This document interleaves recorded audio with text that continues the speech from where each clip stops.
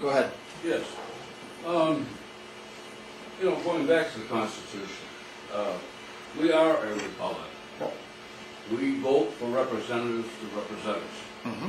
But that process has been seriously corrupted. Sure has. We only have millionaires representing millionaires, or multinationals, or special interests. We don't have people representing us. Would you agree with me? I want someone that represents the common man. Someone who works for a living. Right. Not the special interests, the multi-millionaires, the multi-millionaire corporations that gave away all of our jobs to China. I want someone who cares about the people that live in this country. Yep. Are you willing to do that? Yeah, let me, I want to share something with you here. This is a t-shirt. This is one of about a dozen shirts that we have. There are our volunteer shirts that we send across the state and we bring to events like this. That I ask people to sign. It's a written contract between me and you, and all of you. It says that I work for the people who sign this shirt. I work for the people of this state. I don't care your political background. I don't care your financial background. I don't care your socioeconomic, your religious, or whatever background. I work for you. And this contract, this signed contract, comes with me to the floor of the U.S. Senate. It's a visual reminder of why I'm there and who I work for. Okay? And then it hangs in my office afterwards, so I never forget. The people of Wisconsin sent me to Washington to serve them, and nothing else. No pet projects from some U.S. senator. No special interest group. No lobbyists. You. It's that simple. Now, it's a contract, though, so that means it's a two-way street. I'm getting something from you as well. And what I'm getting from you is a promise that you're going to hold me accountable. A promise that you will not let me stray from the path that I'm on. If I start to make a bad decision, you're going to let me know.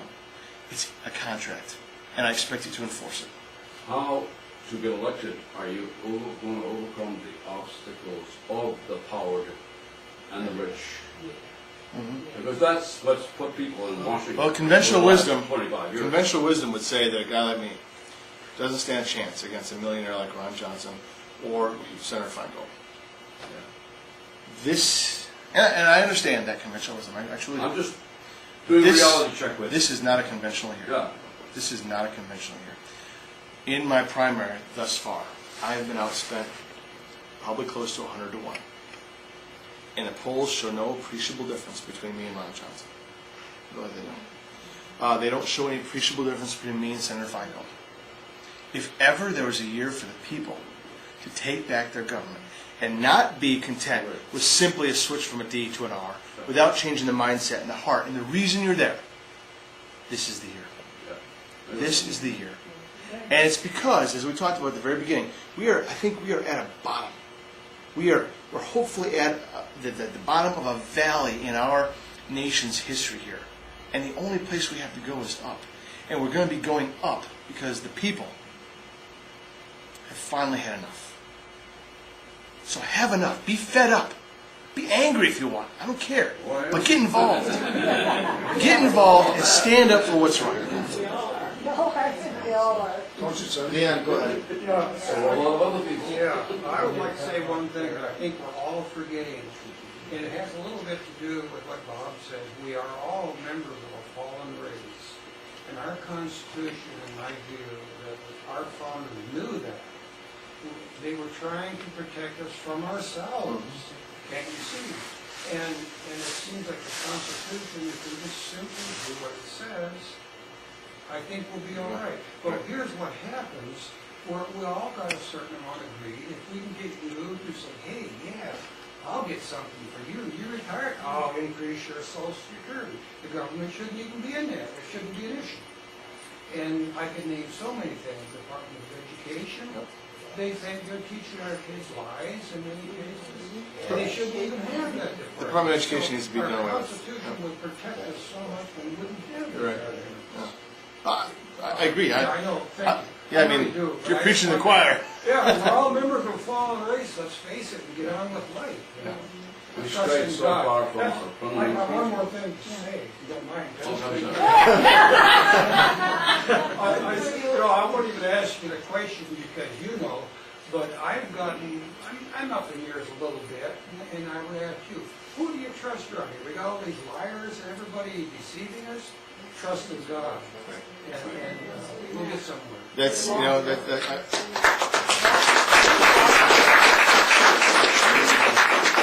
it's, if I was not, if I'm going to be fully disclosed about, you know, our campaign strategy, this is on tape, so I might be giving away a secret.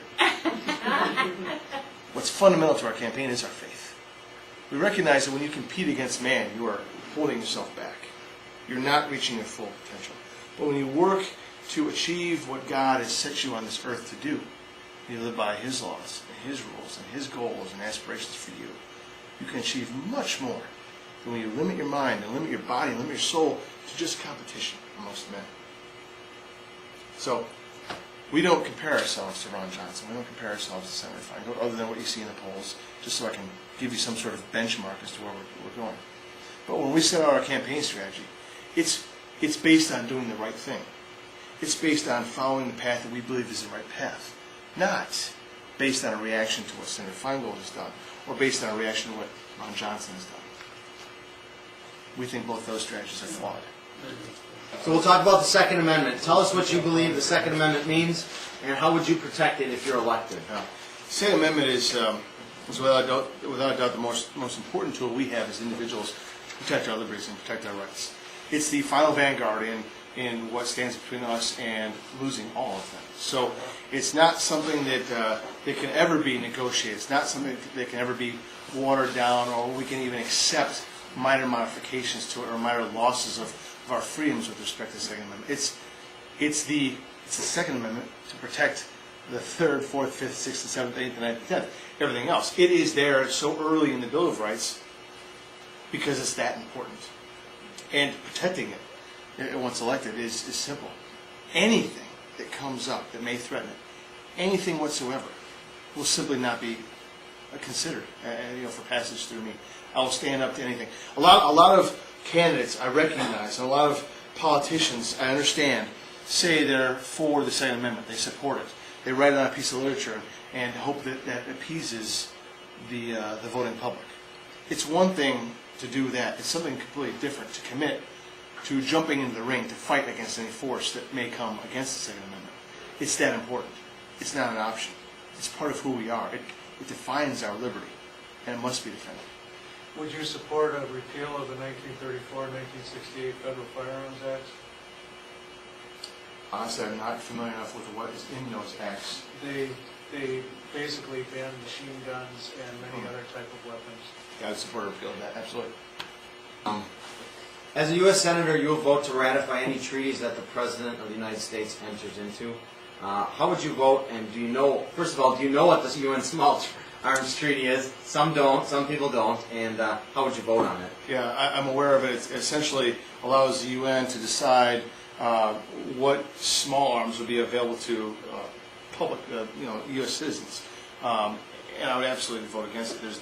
The UN does not have any control, should not have any control, or any sovereignty in this nation. We are separate from the UN, and we should be proud to be separate from the UN. And we should be able to govern ourselves without influence from the UN.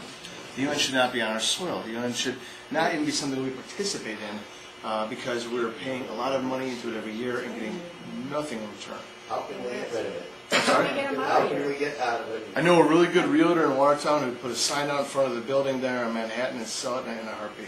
Can we assume then that you would vote And to deny them the defund it? funding, Yes. that's what's keeping them going, because Did we're you paying, really we're say- paying the bill. He just asked me if I would vote in favor of defunding it. Absolutely. Yep. Do you believe in man-made global warming, and would you sign on to any sort of global climate change agreement? No and no. Very good. Simple enough, right?